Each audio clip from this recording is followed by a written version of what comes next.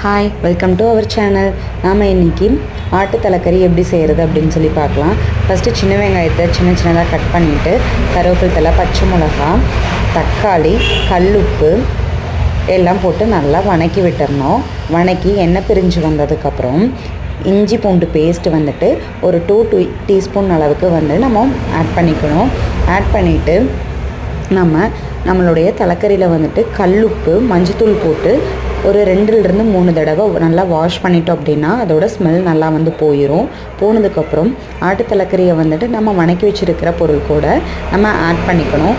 Add பண்ணிவிட்டு கொத்தமல்லி, ஜீரகம், மிளகு, சோம்பு, வரமிளகா, கருவேப்பிலை தழை எல்லாம் போட்டு நல்லா டீப் ரோஸ்ட் பண்ணிவிட்டு அதே நல்லா பவுட்ரு பண்ணி அது கூட நம்ம ஆட் பண்ணிவிட்டு ஆட்டு தலைக்கறி கூட ஆட் பண்ணிவிட்டு கொஞ்சம் பச்சை ஸ்மெல் போகிற வரைக்கும், ரா ஸ்மெல் போகிற வரைக்கும் நல்லா கிளறி விட்டுட்டு கொஞ்சம் மஞ்சத்தூள், அப்புறம் நம்ம மட்டன் மசாலாத்தூள், நான் இன்றைக்கி சக்தி பிராண்ட் மட்டன் மசாலாத்தூள் ஆட் பண்ணியிருக்கேன். வீட்டில் அரைச்ச குழம்பு மிளகாய் தூள் போட்டுட்டு நல்லா ஹாட் வாட்டரை கொஞ்சம் ஒரு 2 சொம்பு அளவுக்கு நான் இன்றைக்கி ஆட் பண்ணியிருக்கேன்.